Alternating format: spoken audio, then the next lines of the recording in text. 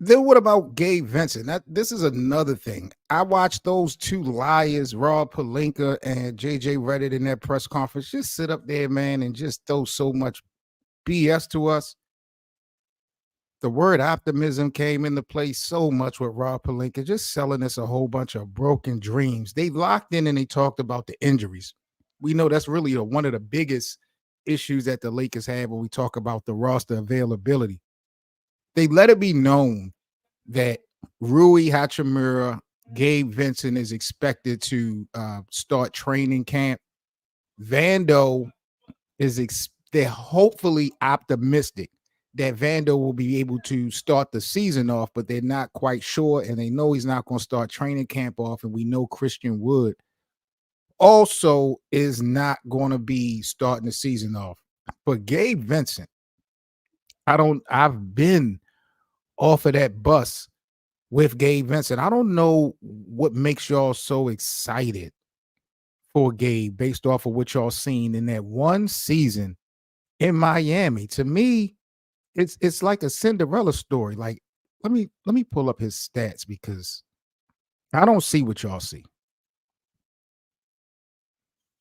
Last year, Gabe played 11 games. He averaged about 20 minutes, 3 points a game. I'm not really chasing it off of Gabe Vincent availability, right? Or productivity, I should say. Because if you're not on the basketball court, you can't expect to have high numbers. But look at his career as far as efficiency. Now the Lakers need shooters. The Lakers need efficiency. Look at his field goal percentage and look at his 3-point percentage throughout his career. Even in 2013 when the Miami Heat went to the finals. Dude is a poor shooter. Career high 42% from the field. That was in 2021. That same season, he had a career high in 3-point percentage, but that was at 37%. So that's kind of, for the guard position, not that bad. But this is a career high. And I will admit, when you look at his numbers each year in Miami, they kind of improved because, again, you get more opportunity, more minutes, more games. So the productivity should go up. But as far as the skill set, I don't like Gabe Vincent. I don't believe in him. I don't think that I believe he has guts. The Lakers definitely need guts as far as defense. I believe he has that in him, but he, to me, is just no asset at all. And I think that the Lakers fans, Lakers land, have been so stuck on, what happened in Miami with Gabe Vincent. And unless I got to do the math, the Miami Heat didn't win the championship in 2023. So it always bugs me out to see how many people all of a sudden are like praying for Gabe Vincent to return, like he's going to change life for the Lakers. I don't see it. Magnus, what's good? Legendary TG, what's good? Man, Legendary say, I couldn't wait for you to go live. We going with the same starting five. Gabe Vincent is another case of us making bad purchases. Bro, I couldn't have said it no better myself. Legendary just laid the shit out for you guys here on Lakers Land. It's really pathetic. And the thing that just pisses me off the most is that Rob Pelinka think that we are a bunch of idiots. He be selling us these dreams, and if you've watched the game of basketball, you should know who is that guy and who's not that guy. I'm watching Gabe Vincent. He had an interview. He talked about himself in the Lakers. He said this summer, he tried to stay low, worked on his body in the season ahead. Being physical is definitely going to be important for any player on the Lakers. Everybody want to be physical. I think that's something that they're going to have to hang their hat on. When you look at the position of point guard, by default, I believe Gabe Vincent automatically is going to be the backup point guard. I believe it's him. On the roster, they have him, D'Angelo Russell, and Jalen Hood-Schifino as designated point guards. Jalen Hood-Schifino is another kid who, according to Rob Pelinka and JJ Redditt, should be good for training camp, but who cares? I like Jalen Hood-Schifino on my 2K. more than in real life.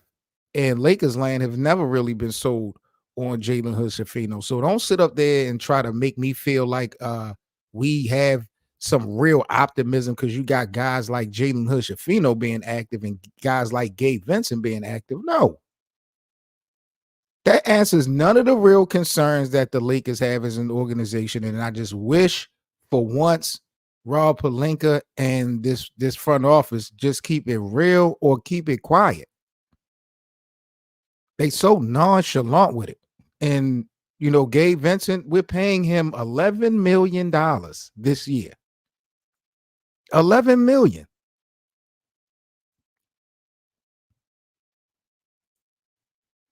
My brother Magnif in the building. How much is the Lakers tax messing up our possibility of getting better players? This is the thing. And this is only my opinion. Any team could use better players. We don't need, well, we do need better players. We need an identity. We need guys that's going to actually be available to play. This team already is top heavy with guards. When we look at this roster, we have more guards than anything. There's really no solidified center on the Lakers. Anthony Davis is not a real five. When you look at the roster, they really don't have a solidified big man. Now, you could take that $11 million that they're paying Gabe Vincent this year. Let me double check to make sure this is right.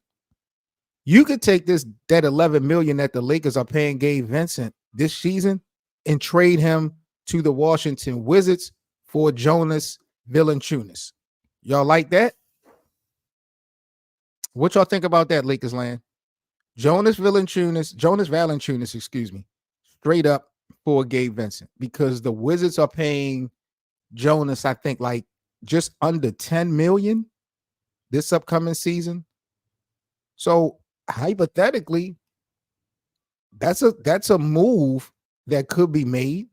As far as the needs of the Lakers, I would definitely push the green button on that, because this whole Christian Koloko, anybody thinking that Christian Koloko and Anthony Davis was going to be some type of twin towers, that ain't going to happen. The reality of it is Christian Koloko won't even be in uniform. He's not NBA ready. He's not, he hasn't, I could never invest in someone that got blood clot issues in basketball. I'm sorry. I can't. Chris Bosh shown that. Can't play with that. So I don't know really why the Lakers invested into him so much. And then to get rid of Blake Henson for him really didn't make a bunch of sense. But I don't want to stay off topic. Just as Gabe Vincent, being cleared to start the Lakers training camp. I'm hoping that Gabe does well at the first part of the season. I'm not trying to sabotage the Lakers by any means. I'm hoping he does well. But my reasoning for Gabe doing well is for his ass to get traded. I do not want to end the season with Gabe Vincent. I don't care about his health. I don't believe in him. I don't believe that he is what we need. I'm not trying to downplay him and violate Gabe Vincent and make it seem like he can't play this game of basketball. But I feel like what we witnessed that year, 2023 in Miami, even though Miami didn't win, we had some type of hope. And when I looked at his overall body of work, yes, given last year he only played 11 games, so the productivity is not going to be what it could be or what it should be. So absolutely, the more minutes you play, the more opportunities you get. Again, the more numbers you're going to get. Your stats will definitely increase. But year after year after year, I'm looking at his efficiency or lack of efficiency when it comes to shooting that basketball and getting it into the rim from the field as well as from the three-point line. And to me, he's not a guard that can just create his own shot. So if he can't hit wide open baskets, and if he doesn't get more physical on the defensive end, he's really just a waste of time. And even if you have a little bit of promise in Gabe Vincent defensively, I think that the Lakers would make out better trading him for Valanciunas, allowing Anthony Davis and LeBron James to play their true positions. Then you can really go. Then you can also take Rui Hachimura, who has been cleared for training camp, but that doesn't mean that Rui Hachimura is 100% healthy. And I've been campaigning for what, 2-3 weeks now for the Lakers to just go ahead and bring Rui off the bench to start the year off. What does that second unit, what does the lineup, the bench for the Lakers got? Who's the score? Who's the best player coming off the bench for the Lakers right now? That's going to be in uniform opening night versus the Minnesota Timberwolves. Who's the best player coming off of the bench? Dalton Connect? That's crazy. Bronny should go in front of Gabe Vincent. Let the young boy start the season. This is interesting that you say that, 2G, because this morning, that's where I was looking at. I was wondering, where does the Lakers have Bronny James as far as solidified position-wise? They got him down as a 2 guard, along with Max Christie, along with Austin Reeves. So they got 3 designated point guards, how they have it labeled: Gabe, D'Lo, and Jalen Hood-Schifino. I think Gabe has more experience than Bronny. I do think Gabe is probably better for the moment right now, but I would go out on a limb. I mean, the Lakers don't really have much to lose. I don't know if I want to. I don't know. I'm feeling giving Bronny a chance because I think Bronny's overall game could be better than Gabe Vincent eventually. Definitely. He shoots better than Gabe Vincent right now. I don't know how quick and fast the pace of the game is going to be for Bronny James. We got to get some real games under his belt for him to be able to evaluate how fast this game is going, if he can keep up. But it seemed like Magnum said, Dalton Connect is the best player coming off of the bench. And if that's the case, even though I like Dalton Connect, we're asking too much of a rookie too soon. And if we're going to, put that on his plate, you got to give him a little bit of help. So bring Rui Hachimura off of the bench. I know they're kind of designated to play the same position, but JJ Redick has been hinting all year that he really wants Rui to focus on offensive rebounding. So it could be some creative things that JJ Redick could be doing that kind of maybe push Rui at the 4 for some minutes. I don't really know. Nathaniel in the building said he wondered if we'll ever start Gabe Vincent. I hope not. For what reason would the Lakers need to start Gabe Vincent? In what world? Because if available, if JJ Redick was to start Gabe Vincent over D'Angelo Russell or Austin Reeves, I would say that Coach JJ Redick would need to be drug tested, for real. You smoke crack, don't you? You smoke crack, don't you? Gabe Vincent in no way is better than D'Angelo Russell. So I don't see the significance in starting Gabe in any scenario. And if you're going to trade D'Angelo Russell, you damn sure better be trading him for an upgrade. Don't get rid of D'Lo for a big. That's what I don't want to happen. Don't get rid of D'Lo for a big. I know D'Angelo Russell has disappointed us in Lakers land when it comes to the playoffs. That might just be the Denver Nuggets matchup, but I'm not trying to sacrifice getting rid of D'Lo for a big man. I'll get rid of Rui Hachimura first before I get rid of D'Lo for a big man. And you're right. Rui isn't a 4, but if JJ Redick is going to come up with a system that's going to have an expectation level on Rui getting offensive rebounds, he's going to have to be changing positions. He's not going to do that at the 3. He liked to play the perimeter too much. And they've been harping on physicality being instrumental on this team. So I'm thinking that he got these guys wanting to be in the weight room and in the gym. And remember, Rui got hurt in the Olympics. My dog Nat said, would I like it if we win the in-season tournament again this year? I would definitely like it. I would like to see when you look at it in hindsight, Lakers land, the in-season tournament didn't do anything. What was the point of it?